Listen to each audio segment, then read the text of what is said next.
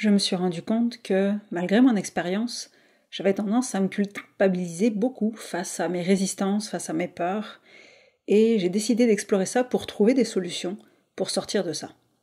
Je m'appelle Blandine Ladouceur, je suis une mentor, une accompagnatrice pour justement se déculpabiliser face à sa peur, s'apporter de la douceur quand on a peur, parce que justement, moi, c'est ce que je trouve le plus utile dans ma vie depuis plusieurs années déjà.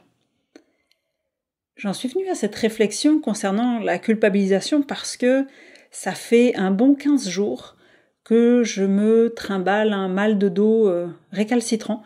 Récalcitrant dans le sens où il veut pas partir. Malgré le fait que je m'allonge, que j'essaye de passer moins de temps devant l'ordinateur, là où j'ai le plus souvent mal au dos et tout ça, il reste là, il squatte. Et ça a tendance à m'agacer profondément. Et là, cet après-midi, je suis allée marcher parce que justement, notamment, la marche, l'exercice me fait beaucoup de bien à ce niveau-là. Puis je me suis dit, pourquoi est-ce que il continue ? Pourquoi est-ce qu'il squatte ? Et c'est vrai que les lombaires, c'est réputé pour être quelque chose qui a tendance à être avec le poids qu'on s'oblige à porter, à traîner, mais en fait surtout à traîner un peu comme un boulet, un peu comme un espèce de bœuf qui convoierait une charrue. Et j'ai vu en fait que je me mettais ce poids-là parce que, comment je dirais ça ? Parce que je croyais que je devais faire un certain nombre de choses. Et sauf qu'il y a une partie de moi qui n'en a pas du tout envie. Et elle, c'est sa manière de résister puis de dire non, tu vas pas t'en mettre davantage, tu vas pas continuer à porter ça qui t'appartient pas parce que moi c'est trop. Et donc elle me fait mal au dos. Et je me suis dit mais pourquoi est-ce que je me culpabilise tellement avec ce mal de dos ? Et je me suis rendu compte que, en général, c'est facile, en tout cas moi je trouve que j'ai la pente facile pour me culpabiliser par rapport à mes peurs. Quand bien même je travaille dessus depuis des années, hein, c'est de loin pas exclusif, là ça s'exclut pas l'un et l'autre. Je m'apporte le plus souvent beaucoup de douceur, mais comme si certaines peurs récalcitrantes ou certaines résistances récalcitrantes me donnaient plus de fil à retordre, et finalement je me culpabilise en mode mais voyons, tu sais, ça devrait être, ça y est, tu devrais y arriver, ça devrait être parti, tu sais comment faire, donc pourquoi t'es pas plus efficace ? Soit dit en passant, ce genre de truc-là, c'est pas du tout le genre de discours qui m'aide, mais c'est quand même celui que tient une partie de moi. Et justement en explorant ça et en marchant cet après-midi, je me suis rendu compte que une résistance, je me suis rappelé, j'ai ramené à ma conscience le fait que une résistance est toujours là parce que elle sécurise une partie de moi. C'est-à-dire par rapport à un changement que je veux opérer dans ma vie d'une manière générale, que ce soit un gros changement, un petit changement, peu importe, mais par rapport à une évolution que je veux faire, si jamais il y a de la résistance, c'est parce qu'il y a une partie de moi qui se sent pas à l'aise avec ce que je veux faire.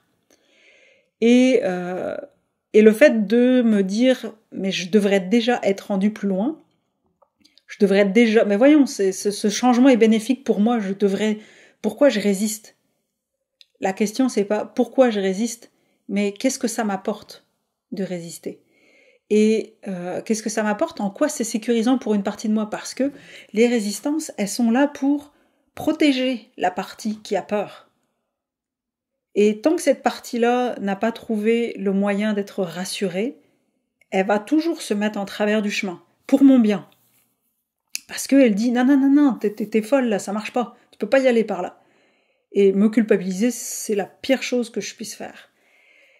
Et donc, quand je veux mettre en place un changement dans ma vie, ce que je vais avoir besoin de faire, c'est d'écouter cette résistance.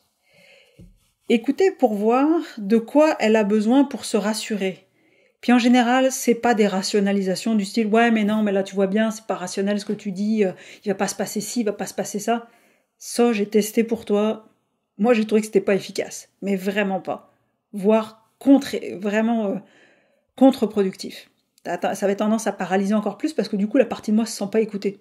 Donc là, c'est clair qu'elle va rester encore plus sur ses positions. Et moi, ce que j'ai trouvé vraiment efficace, justement, c'est d'écouter cette partie-là. Qu'est-ce qu'elle me dit ?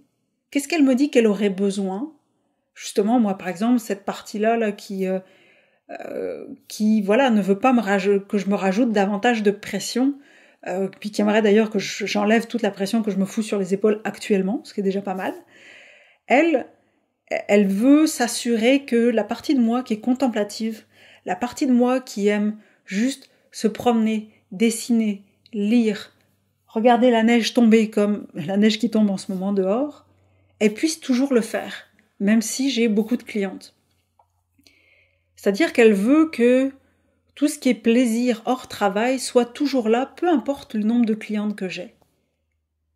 Puis moi, dans ma vie, ce que j'ai toujours mis en place, ou quasiment, en tout cas ce qui a eu tendance à se mettre en place, puis je pense que c'est dû à mon éducation, puis je jette pas la pierre à mes parents, c'est de travailler d'abord et le plaisir ensuite.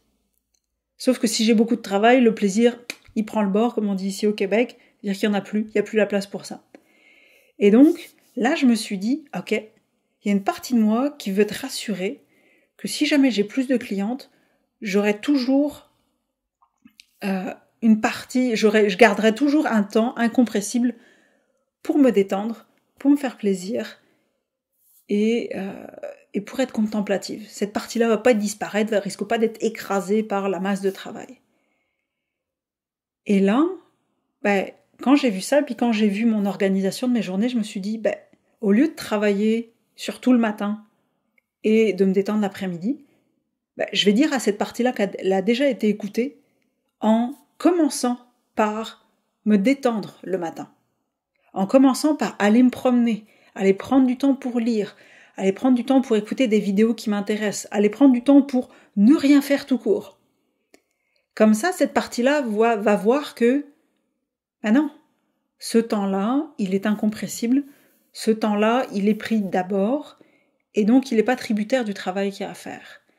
Et donc, cette partie-là va, petit à petit, se rassurer. Je resterai à l'écoute parce qu'il y aura peut-être d'autres choses qui vont monter, des outils peut-être que j'ai à acquérir, apprendre à déléguer par exemple, aussi, ou ce genre de choses-là, mais ça va redevenir fluide, la résistance va se fluidifier parce que j'aurai appris à me préserver. Du coup, cette partie-là a plus besoin de se protéger. Donc, si je devais résumer ce que je viens de te dire aujourd'hui, que j'ai trouvé vraiment très utile pour moi, là, quand je marchais, c'est que je trouve, moi, me concernant, que ça sert à rien de me culpabiliser face à ce que j'arrive pas à faire, les résistances que j'ai, les peurs que j'ai, et par-dessus lesquelles j'arrive pas à passer. Parce qu'en fait, elles sont là pour une bonne raison. Donc, le but n'est pas pour moi de chercher à les dépasser, mais plutôt à les écouter pour voir de quoi j'ai besoin, qu'est-ce que j'ai besoin de mettre en place dans ma vie pour les rassurer. Ces parts de moi qui résistent, ont peur, etc.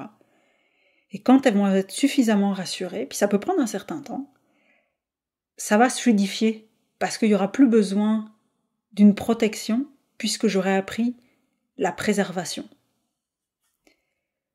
Donc, voilà, j'espère que ça t'est utile. Puis si jamais tu veux apprendre à faire ça avec moi, contacte-moi, ça me fera plaisir de t'accompagner sur ce chemin-là, ce chemin de douceur et de déculpabilisation. Donc, d'ici à ce qu'on se parle à nouveau, ou que je te parle à nouveau, je te souhaite de la douceur, c'est important, tellement important, de la paix, pas de combat entre les parties de toi, juste de la paix, et puis aussi un petit trait d'humour, d'espièglerie, parce que ça allège tellement. À bientôt.